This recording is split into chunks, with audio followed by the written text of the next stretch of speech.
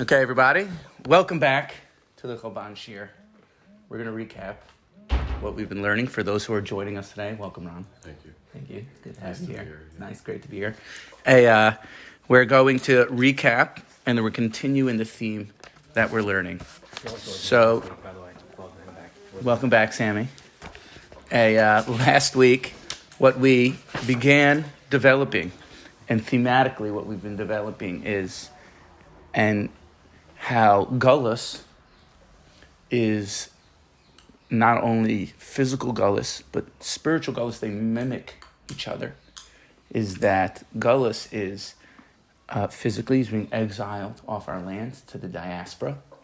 And what that spiritually mimics and represents is the decay of Am Yisrael, just like a body being scattered all over the place to different pieces, rotting and deteriorating. That's the diaspora. And that happens internally as well on a psychological, emotional, and spiritual level. We begin to decay and fall into a state of self-preservation. While Geula is us coming back to our land physically, which is now coming back to our land, and us again, psychologically, emotionally, and spiritually repairing ourselves. And that is represented in the prophecy of the Atzamas Yaveshus, the dry bones, Yechezkel 37, which we learned inside.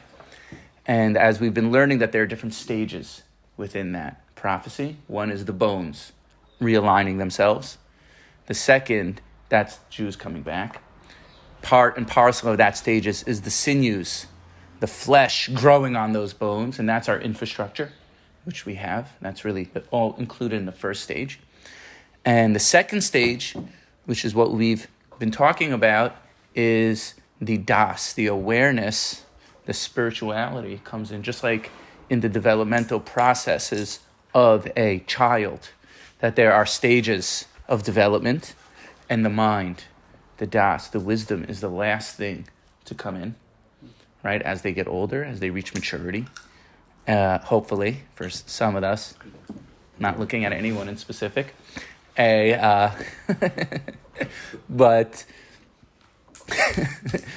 so too in the developmental processes of the world and the developmental process of Am Yisrael, the last thing to come in is the mind, the das, until that keeps it increasing, until we will see Mala Aretz Deas Hashem. Right, the world will be filled with das, with the knowledge of God, like the waters that cover the earth. Shim, I'm sorry I don't have enough photocopies this week. It's a packed house. It's mamish, there are no seats this week. So that's what we've been developing. Okay, so the mind is the last thing to come in. What he's been talking about as well is that Galus, as we're saying, Galus is the decay, it's the dissension. It's an egocentric model of avodas Hashem, serving Hashem because of the big I, the big ego, seeing ourselves as separate human beings. We've been developing this, and it's going to get clearer today as we speak. So, and that is sleeping. This is what we said last week. This is a sleep state. A sleep state are the difference between Galus and Geula can be compared to the difference between a sleep state and a wake state. Right. So right now, it seems like we're all awake. But Gavalt, we're really sleeping. And when Mashiach comes and the das continues to pour in, then we'll really be awake. Right? So that's what we began with last week, the developing the idea of a sleep state. And he's going to continue talking about this week. And this week also we'll begin learning about how not only when we went to Galus, the individual, and we fell into self-preservation mode in creating sharp distinctions between me and you. I'm a this type of guy and you're a that type of guy, and I'm a da-da-da-da. And we compare and contrast each other in order to give ourselves a certain self-identity. And because of that, we lost the idea of Klal Yisrael and Am Yisrael as a whole, right? Of our nation, our nationhood, us as one people. But also, not only did we take a hit, Am Yisrael as a nation, but we're going to learn as well today how the Torah took a hit too. How the Amkus HaTorah, the depth of the Torah, it's not It's not what it used to be. Of course, there's still power there, and we're going to get to that today. We're going to start that conversation today. So without any further ado, let's jump right in. Okay. Mochin D'katnus shabo bizman shnas hagula. Mochin D'katnus shabo bizman shnas hagalus. Small-mindedness, Mochin D'katnus, could be defined as a low state of consciousness, small mind, right? Shabo bizman shnas hagula. That comes from the sleeping of Galus, comes from exile. It's like we were saying last week, that exile is really like sleeping. Shalom Rav. Right? So let's begin. Ubebior shina zu ma inyana. And we're going to explain what is this sleeping. What is the sleeping?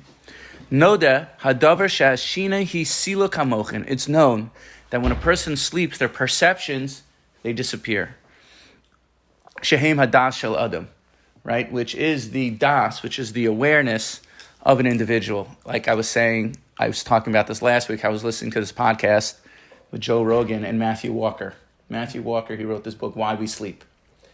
And he talks about how when we sleep, our mind, our perceptions, the ability to, that filter of us that thinks in concrete terms of, well, don't do this, that's not in reality, and do this, don't say this, and don't say that, right? Whatever it is, when we sleep is gone.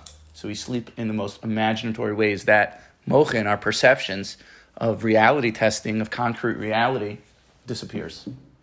Right? So when we sleep, our perceptions disappear. V'ulam, hinei mavor b'divrei Arizal, and the Arizal explains, shel olam yesh mochin la'adam, gam b'shinasa. Right? That even though our perceptions seem to evade us and disappear when we sleep, but there still is perceptions that we still have when we're sleeping. There's still a certain state of awareness. Like I once heard Rev. Victor Miller say, like, you can sleep, you could train yourself even in your sleep. Like, so you bring a proof from not rolling off your bed. He's like, you don't roll off your bed because even in your sleep, you could have a certain awareness. That's what he wanted to say, certain awareness. Okay? Like on a bunk bed. High bunk bed. You don't roll off, yeah. I've done that. I've rolled it to the middle and fell in before, but okay. Acheres yamus belichius, right? So even though it's not the same state of consciousness of when you're awake, this is a certain level of consciousness when you're sleeping. Al kain bizman hashina ba'im mochin d'katnus l'chiyuso ad sheyakum mishanaso v'yeshuvu lo mochin d'gadlus. So nevertheless, even though when you sleep, you're not in a state of awareness like an awake state, but in a sleep state, you still have a little bit of perceptions that allow you to dream. Kach bizman hashina hamoach yashen. So when you're sleeping, the mind sleeps as well. Af hatafgud habasisi mamshich kidei lechayos es haguf b'shanaso. Right, but the tafgid of sleep, the purpose of the sleep, is that it restores your perception and it restores your tired body. So a person goes to sleep. Hopefully they wake up a little bit refreshed. Actually, Matthew, it happened to be that I listened to this.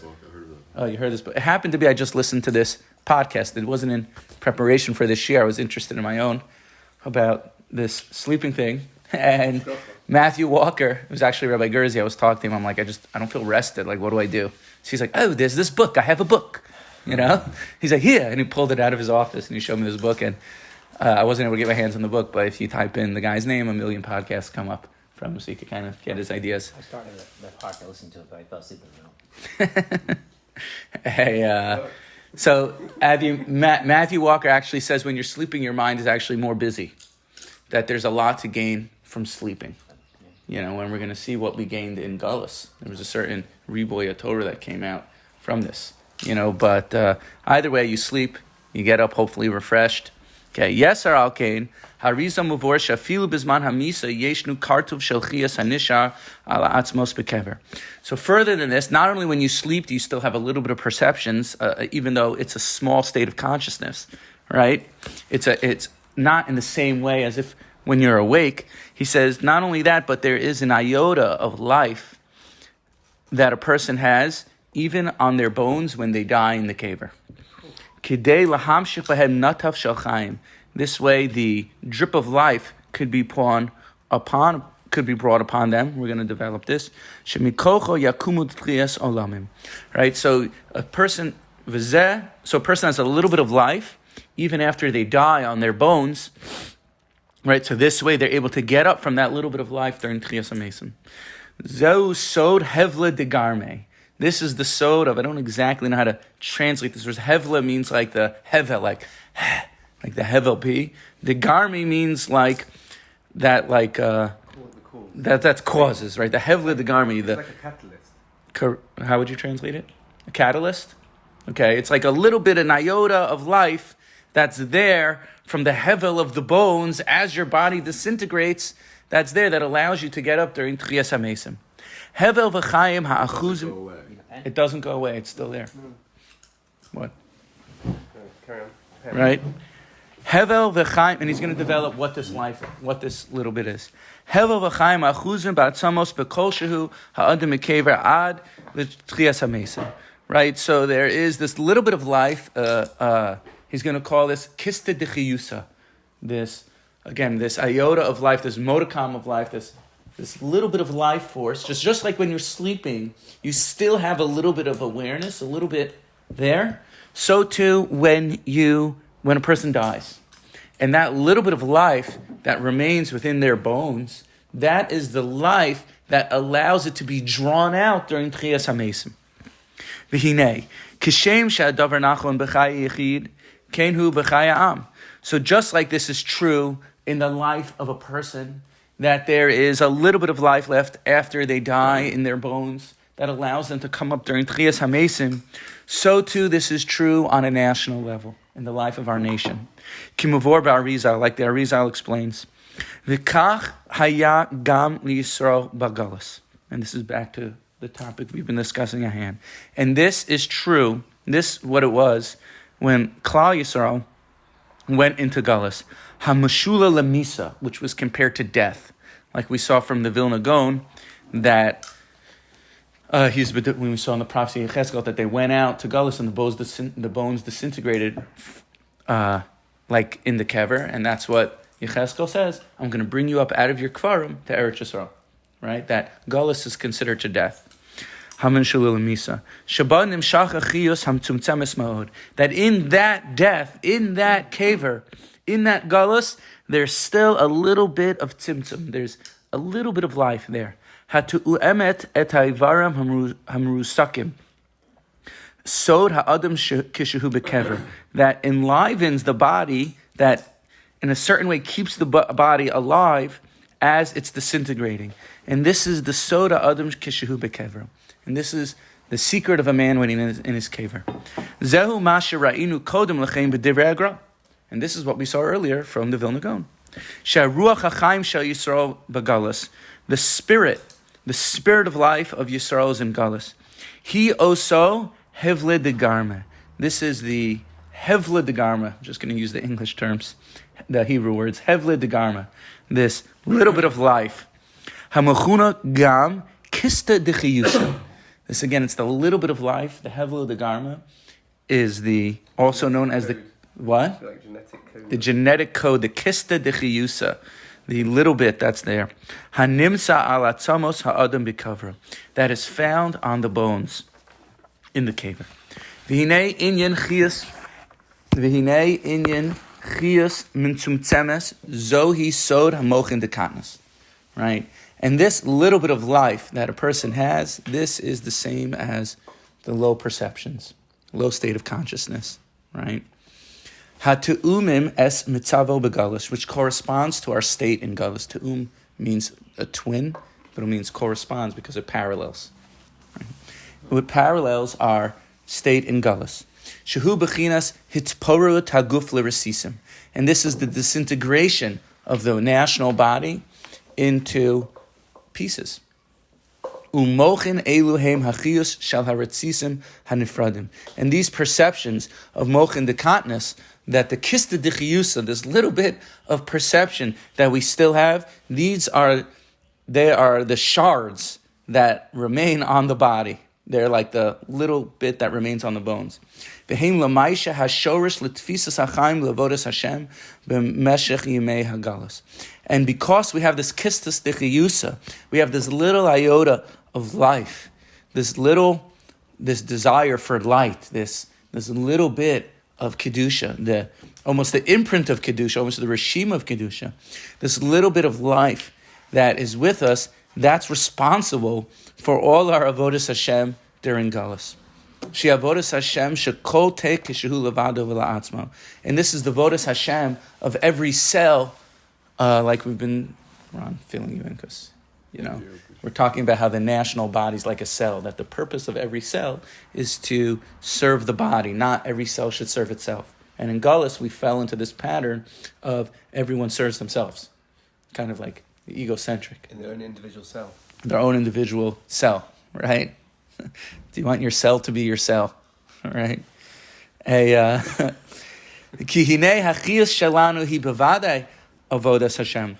of course, the life force that we have, of course that's avodas Hashem. That connects us. This little bit of light that we're drawing upon ourselves connects us to the Rabbona Shalom. And it draws upon us life and existence. But throughout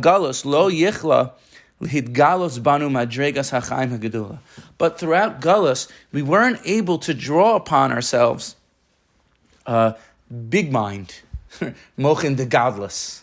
We weren't able to draw upon ourselves true spirituality in all its facets. So I'm going to explain this, right? Shekol haguf kula, perceptions of the entire body. Ke'adam chai asher nishmaso b'kirbo, like a person that's totally alive and his soul is completely filling him. V'kach rach nitzos dak, we're only able to bring upon us a small spark. Shara al kol aver, that rules on our body, v'kol te levado, and every cell in isolated cells, isolated in a vacuum. Limshoch bo ma'at chaim, l'm'an yikum haguf l'tchiyas olamim, and only able to draw upon us a little bit of life to bring us alive in the future, right? And so what he's explaining is, just outside for a moment, he's explaining that even our avodas Hashem, all the Torah we've learned, and all the his Galus Torah, and all the Riboy Torah, it's still only coming from this kista d'chiyusa.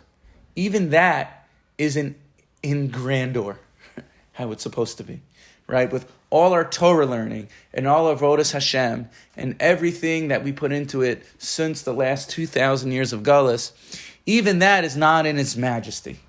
Even that we serve Hashem is only coming from this little bit of life, the Hevel Degarm. This life that's coming, that we're able to draw upon ourselves a certain life, but it's not in its grandeur. Like he's going to explain, and this is going to become clear, like Shlomo HaMelech in the Beis HaMikdash, that was the full thing. That was the full show. That was the main event. That was the World Cup. Or the Super Bowl. Right? But even in Galus, our entire Vodas Hashem comes from a place of Mochin D'katnus. Right? Like, I think about it like a bad mood, like what's the difference between a bad mood and a good mood? Right? A bad mood and a good mood, they're really different states of consciousness. They're really different states of mind, right? Like I think about this, like the whole DSM-5 manual for diagnosing, it suggests that a person is linear. You're the same person in point A as you are in point B, right? But once you introduce states of mind or states of consciousness into the picture, so now it's not a linear line, it's a vertical line. We're in different states, and like if you're on a low level of the mountain, right? So what do you see? You can only see so far. But as a person ascends the mountain, so their level of vision is much greater. It's much more expansive, right? So when you're on the top of the mountain, you could see your perception, your vision, your feeling level for life is much greater. It's much different, right? I always say shy in a bad mood is totally different than shy in a good mood. Not the same person, right? It's not only that our feeling is different, but life is looked and experienced and felt on that state of consciousness, on that level, right? So it's like when we're in a low state, life looks one way. And where in a Mochin D'Gadlus, where in a bigger state, life looks, feels, and perceived is a completely different level, right? If you're in a good mood and your wife looks at you, you're like, oh, that's wonderful, right? If you're in a bad mood and your wife smiles at you, you're like, don't patronize me, right? Meaning to say, our perceptions of life change as our states of consciousness, as our mochin, we go from Mochin D'katnus to Mochin D'Gadlus, right? And that is really, the funny thing is that no matter what mochin we think we're in, no matter what state of consciousness, no matter what state of mind that we're in Galus, even when we think we're in a good state, objectively, because we're in Bisman Galus, we're all in a low state of consciousness. We're all in Mochin D'katnus. Do we have the same right? The same level of this spark like a dead person? We're the same like this? Well, because it sounds like we are. Yeah. Saying, well, he's the same amount of kedusha or the reshim like a dead person from 100 years ago. Well, he's going to say now what we've been learning is that we're in a turning point in history, right? That now the bones have come back together and continue coming back together. And the second stage of Shlava Geula is bringing in the awareness. So right now, what he's been explaining is that we're in that second stage right now, to learn the Pnimius HaTorah, to develop the innards, right? So we're actually in transition. Right? We're actually in transition, but yes, in a certain sense, we're like that dead person, was what he's saying. How much like that dead person? I guess you have to qualify that statement, but that's what he's explaining, and he's going to develop this further. So, two things. One, I think what's really interesting about the analogy is usually we always look at the analogy the other way, right? When we talk about sleep as if like 1/60th of death, we always assume that's the direction that goes is, look, when you're asleep, you're dead E, right? But what's kind of interesting is he's flipping that analogy the other direction, which is don't look at a dead body and think that's kulo mate because there's fetus there. The same way when someone's sleeping, right, they're non-responsive, they're not interactive, they're not able to be conscious and aware of their surroundings fully, but that there's still some level of life there. And however more downgraded a dead body would be, recognize that it's not just, nothing, that there's still chiyus, which it's kind of cool because I really like your translation of DNA in the sense that like it brings up the whole Jurassic Park concept, right? Like you can take a bone from 1 million years ago, and the fact that you can somehow pull a living organism out of that, like the imprint of life is still there. Like the carbon dating of it. Right. Well, it's not only carbon dating, the actual DNA is there. Meaning if you were to That's pull out, nice. Again, I'm not trying to I get what you're direct saying. Mashiach towards it has to be within science, but the contrast in Judaism between cremation versus burial, right? If you cremate someone, you don't have that DNA anymore. Whereas if you bury someone, no matter how much that body decomposes in some way, shape, or form, theoretically, we're getting pretty close to the point where we could clone, if we found the osmos of anybody, we could clone that entity and have it regrown in like a normative living state, which is pretty crazy to think about. Would that be the same person? Yeah. Well, this touches on, actually, not going to go into it now, but after the show we could talk about Neuralink.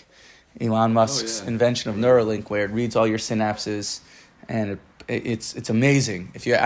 Help disabled people. Yeah, you can help. The blind could see, right? You'll be able to put a camera in a person's eye, and then just Bluetooth it to the Neuralink, and send the signals, and you'd be able to see. The blind would see. What paralysis, right? Paralysis is a jump in the nerve. You'd be able to just Bluetooth it to the Neuralink in your brain. Send the signals. Missing synapse is the missing element. What? Like it puts in where those things are missing. Correct. It's just Bluetooth because it can read your mind. It takes your thoughts and it can just send it. Bluetooth? Yeah, it's amazing. Okay, but to come back to this discussion. Yeah, sorry, you could download a person's brain. That's what I'm saying. You could. It reads all your synapses, so you could theoretically upload a person's brain and then put it into someone else, and you could see how all death will end forever, because life. I once saw an article from Aryeh Kaplan. He writes about the gene and DNA. He says how the gene and the DNA is the most amazing thing. It's one of the greatest things that we found. And he says it's very simple. You'll just be able to replicate the genes and the DNA of someone. So he goes, the only reason why people don't think that, he says, amazing. He says, the only reason why people don't think that is because they separate their religious thinking from their practical thinking. That the religious thinking has to be fantastical. It has to be, Mashiach coming down on a cloud from Shemayim, and not practical, right? But actually, if you learn the stages of Geula, what we're going to get to, Mashiach ben David, Mashiach ben Yosef, right? The Mashiach ben Yosef is the natural process of Geula, which is what we're going through now. So the natural process of the Geula is very practical. It's a very, very practical thing. It's not magical in that sense. It's very stages. It's through natural, kima, natural.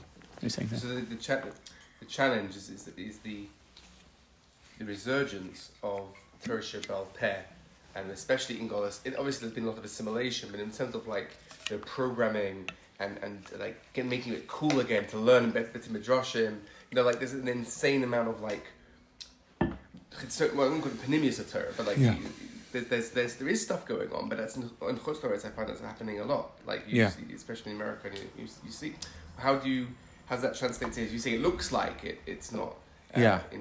Great Torah, but there's a boom, like a boom. There's a massive explosion of Torah. Yeah. So he's going to develop this, and he's going to. If we hang in there, we're going to get to it. But he's going to say that there's actually been a resurgence of panimius Torah. Because the question, as I'm repeating for the recording over here, I was asked to repeat some of the questions, is, well, how do you see that seems counterintuitive to say that everything's disintegrating in a certain way, because you see that there seems to be some riboy of Torah going on with programming and Panemius Torah and Amunah programs and all these different things. So he's going to explain that as we get closer to the end of days and as we reach the Geula, there is going to be a resurgence of Panemius Torah, and because that's manifested or represented by, or exactly what words you want to put around that, that's happening because we're getting closer to the end. That is the sign that we're getting closer to the end, that there is a resurgence. So Galus was the disintegration of all these things. But now, as we're getting closer to the end, the national body's coming back, it's natural that the Das comes in, there becomes an explosion of Pneumis Torah. It's here too. But even though that's true, we're entering the Mochin of Eretz Yisrael, meaning Oro Shel Olam, right? It's not about only in Eretz Yisrael all of these changes happening. It's that once we create that shift in Eretz Yisrael, that feeds out to the rest of the world. But I know that I don't know. Oh, we're gonna get to all this. Okay. He's gonna leave every point clarified. We're definitely gonna get to all this. I will say,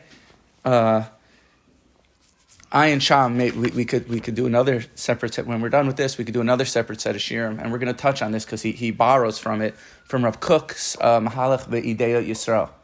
Rav Kook in his essay Mahalach Be'ideyot Yisrael explains what we're going to see about how there was a disintegration and the national idea and the spiritual idea fell apart, and we fell into self-preservation mode. But as we come back into our land, the religious idea and the national idea and the spiritual idea, all three are going to reunite and reemerge once again. So we're gonna touch on this today, actually. Just to take the Go for analogy one step further that we've been working off of with cells and bodies, what have you. Again, I don't know how far we want to take the analogy, but it's interesting that the machala of our time period is cancer, generally, and cancer is when a cell isn't thinking about the entire organism, right? The cell's like, oh, I want to become bigger, better, whatever, and it starts to grow on its own, right? And then it multiplies, and then that actually interrupts the functioning of the larger organism. Whereas if we're working, that's the the galut aspect. That as we get closer to the geula aspect, where each cell is functioning only within its capacity as the larger organism.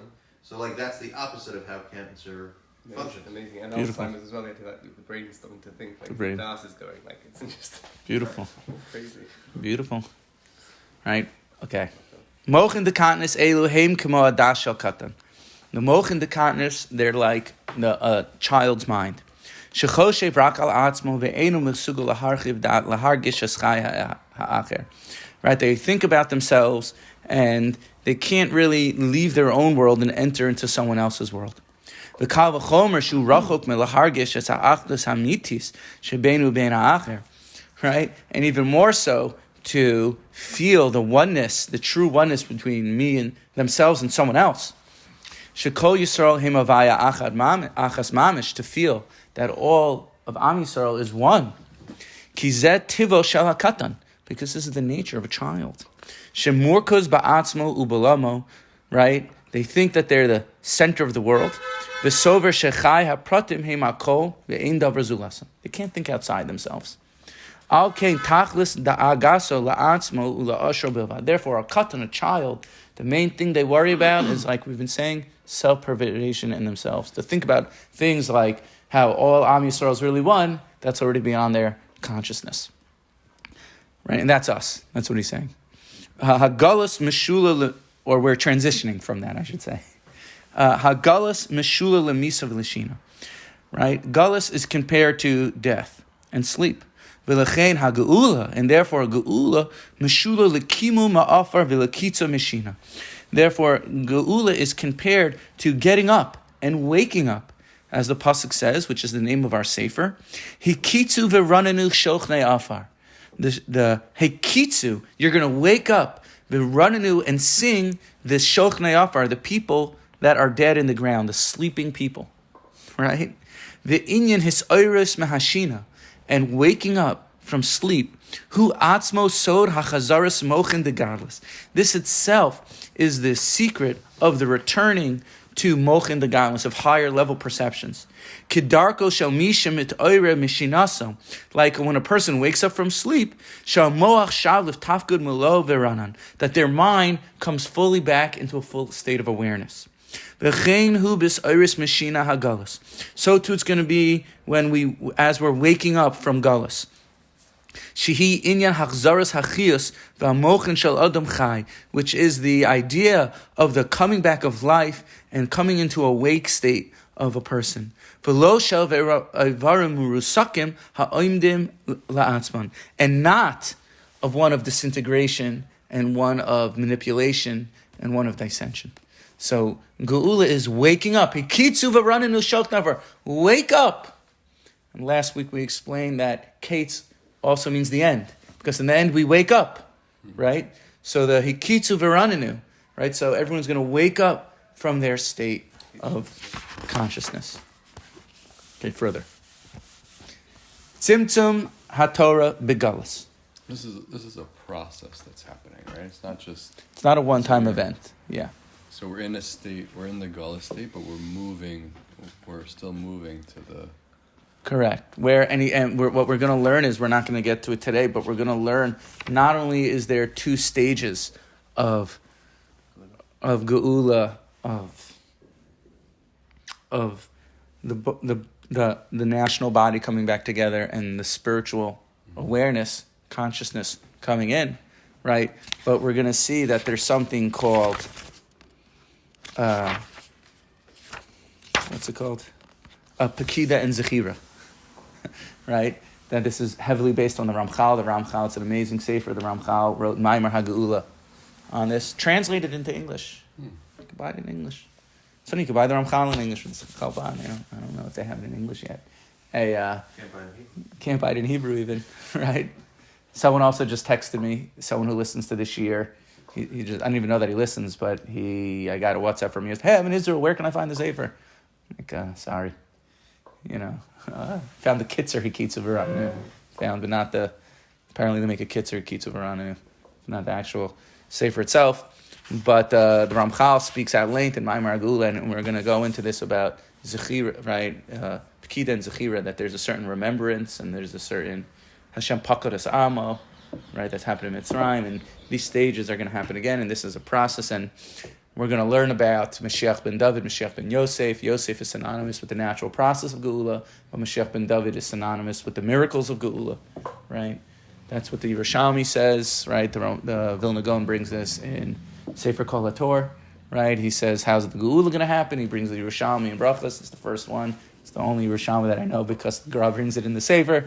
He says that it's going to be like the Shachar star, Kima, little, like the rising of the star, right? So that's synonymous with Mashiach ben Yosef, as Yosef ran to power through natural means, right? But based on the first piece, we're already in the process. Like, meaning this is not saying the process is now just starting. Like, we're way into the process, right, yeah. We're like we're already we're moving within the Geula process already. Someone told me after last week's year, he thinks that there are 6.5 to 7 million Jews already in Israel. I thought there was only 6 million. He says there's maybe 6.5 to 7 million Jews already in Israel, and it could be. It's likely that we have most of Am Yisrael already back in Eretz Yisrael. That impacts mitzvahs. Not only impacts mitzvahs to leave Aretz, but it impacts the whole thing. The whole system is impacted by this. This is major news. This is breaking news. It should be like on the front page of Yeshiva World every day. Breaking news. Breaking news. It should be like in every rabbi's drasha. Look what's going on. Right? Hikitzu v'rananu. Wake up. Wake up, Shochnei Afar. Wake up, look what is happening. Look at where we're living in. Look at what is going on. This is going on. This has been going on. Wake up, everybody. We can't take it for granted. It's amazing.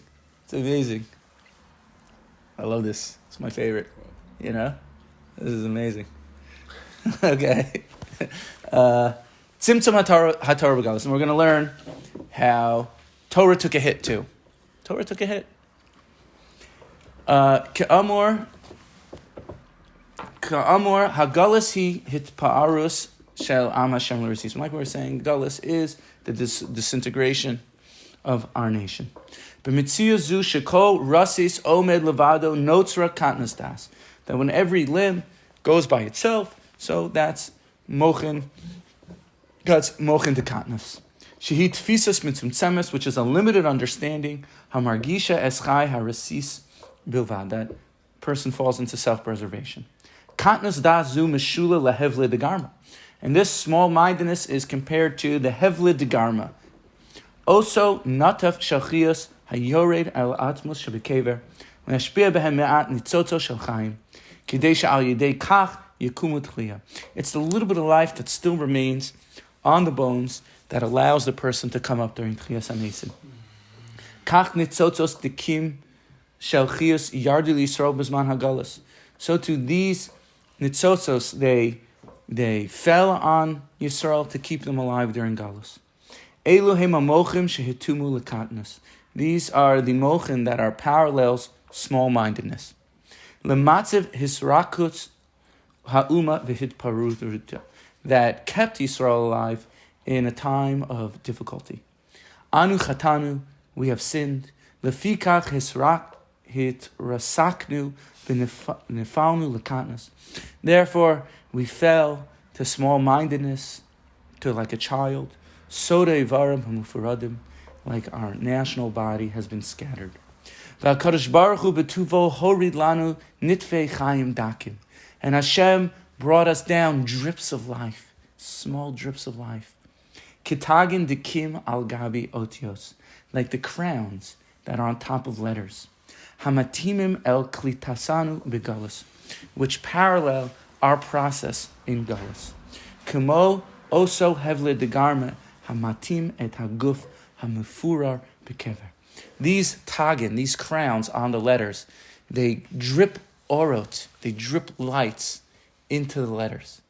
And the same way that these crowns that are on top of every letter that Rabbi Kiva used to darshan the crowns, those crowns that kind of funnel in light to those letters, in the same way light was funneled down to us in Galus. Ha'temet ha'or ve'achiyot el ha'katnus shebegalus.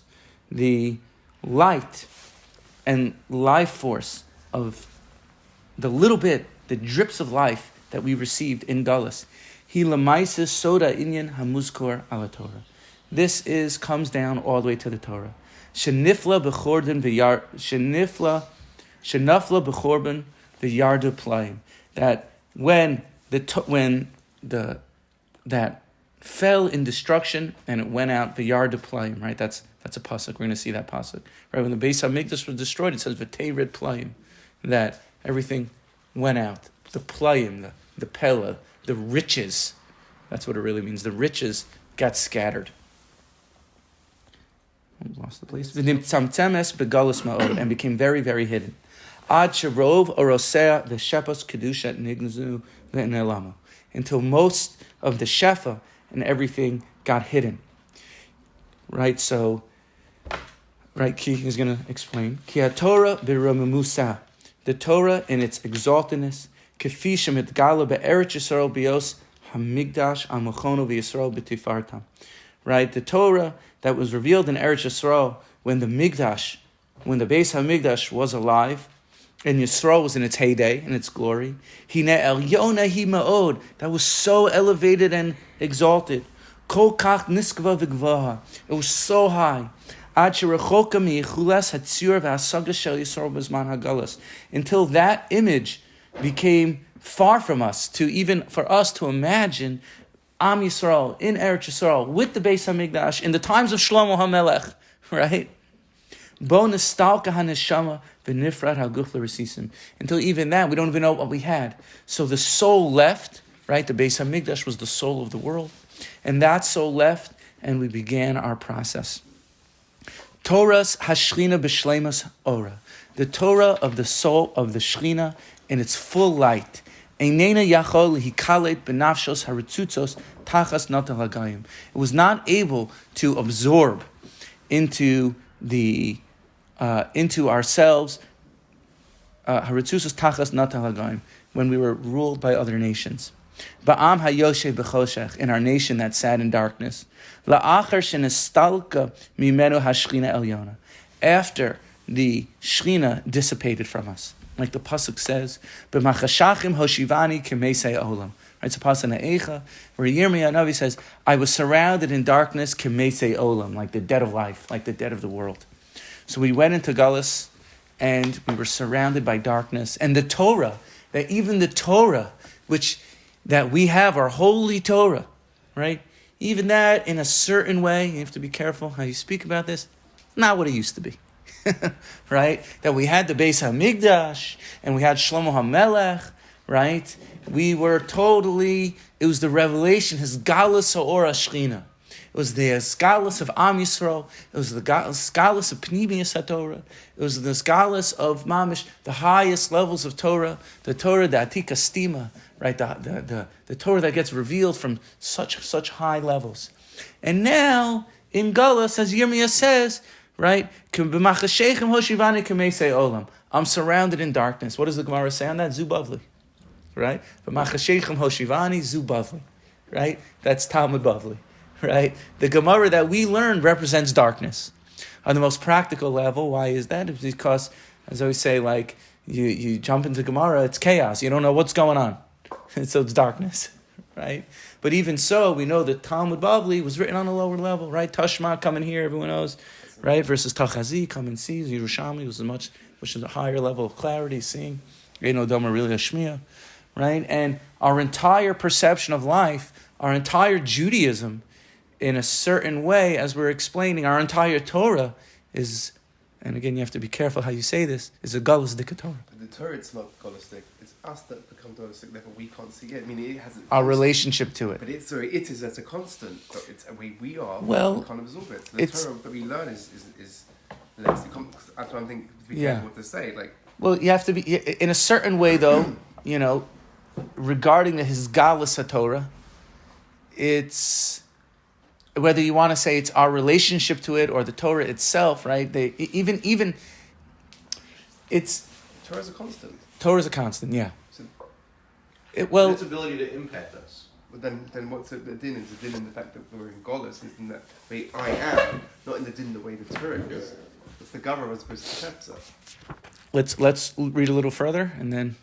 Well, it sounds like it's in the Gemara. Tashma. Tashma, yeah. It's the Torah itself. I mean, like Rabbi Nachman explains, and the Sifrei Kabbalah explain that, like, right now there are Arba Olamos. There's Atzilus, there's Bria, Yetzira, and Asiya, right? And the Atzilus is like the highest. It's like mamish, like we can't even begin to fathom or anything. It's Kulo Or, it's Kulo Elokus. And all the way down to the world of Asiya, which is the practical world, the world that we live in, the world of Levushim, right? The Asiya from Osa, it's tangible, right? And like the Torah that we have is not the Torah that we could relate to, or the Torah that's Nizgala in the world is not like the Torah of Atzilus. Even though the Torah is rooted in Atzilus, but the Hisgalus of Torah, right? That's what it says that in the future there's going to be a new Torah, What does it mean that with Lasad Lav, when Mashiach comes, there's going to be a new Torah? It means it's going to be like the Torah from Atzilus, the highest level. Even that has each one of its thing, has different partsufim in the world, and they're different places, and different hechalos, and different things, right? The Torah, the Atika Stima Daraisa, right? That Sefer Daniel, he writes about the amazing Torah, and he saw these amazing high levels and things like that. And even that he only saw from one world refracted into another world, kind of like a TV and a TV. Like you see one TV and it looks one way, you see a TV and another TV, right? Even the great Navi, Yeshaya and Yechezkel, they were able to see in certain levels of the world. They couldn't even see into Atzilus. They only, right? That's what Moshe Rabbeinu says. The lesson explains Moshe. He asked Hashem, Harini Nakvodecha. He was really asking to see the angel Metatron, who resides in Atzilus through all the other worlds. And even that Hashem said, you can't even see that, right? Like but in the future when Mashiach comes, there's going to be such of a Galus HaTorah that all these worlds, right? The wolf is going to lie with the lamb. There's going to be, right, all the opposites, right? The world of Pira, the world where of dissension of the national body, right? So like just trying to explain this, right? Even the Torah that we have it's not going to be what it's like in the future. Right, in the future, the Torah from the highest olamas of the Heichel, even beyond that Tzilas, the world of Adam Kadmon, even, right, which is something that we don't even. It's hard to even speak about. It's like these levels of Torah. There's going to be such as Galus Torah. We're going to have it revealed in such a way like we never saw it revealed. Right, so the Torah even that we have, it's not. Of course, the etzem thing, there's a difference between this etzem and his galus, but the giloy of that is something that we're not shaykh to nowadays, right? So there's going to be such a giloy Torah that the Torah of the Atika Stima is going to be revealed all the way down to us in a way that it's going to be a brand new Torah. It's going to be the same Avram Avinu, but it's going to be, I don't know what it's going to be. We're not there yet, but it's going to be like a totally different world. But why are we saying that it's not, that we're not, I don't say that we're there, Kilu, but I think, meaning the fact that we have the introduction of Pneumius Torah at the stages that we've had it so far, has already had major shifts in the Galus Torah, right? The introduction of the Zohar, the introduction of Hasidut, each of these stages of revelation that really does re-establish what Torah means to the general population, and again, it starts out in a smaller group and then it spreads. But I mean that it seems like we're very much within that process. I don't know. Yeah. What we definitely are, and that's why what we learned at the beginning, just to connect the entire Sefer together. That it's amazing how he develops and builds. Right, that's what he brought. That in the beginning shirim a few weeks ago. Right, what did we learn? That a pnimius ha'ikr. Right? And learning Pnimius HaTorah is part and parcel with bringing the Geula. Right? Just to bring it full circle. That's what he brought from the Zohar. Sefer da Yafkin Megalusa. Right? With this Sefer, you're going to go to Galus. Shimshon's it's mamash on target, exactly like what you're saying, right? That even the Zohar wrote about itself, right? With this Sefer, you're going to go to Galus, meaning to say that was part of the revelation of the Shlav of the Geula. Right? Of the Geula, it didn't only start now. Right, that Rabbi Shimon said, I could partner the whole world from Din, right? And that with my book, the Zohar, you're going to go out of Galus, right? So his Galus Torah, the Tahalich HaGeula, it didn't only start now. It started already, that's the thing, right? Rabbi Akiva, everyone was crying. This is one of my favorite Gemaras. Right, he saw the ruins, and Rabbi Akiva he saw wolves running in the ruins of Har HaBayis. He saw foxes running. And everyone was crying, and Rabbi Akiva was laughing. Right? Rabbi Akiva with his amazing eyes, who read the Tagin, who read the crowns of the letters. He was the one to darsh Kotz Tile V'Tile. Right? Every Kotzo Shel Yud, Rabbi Akiva darshaned. He saw the drips of light dripping into the letters, keeping us alive. During Galus, he was the one that laughed when he saw the wolves. And what they say? Akiva nechamtani, Akiva nechamtani.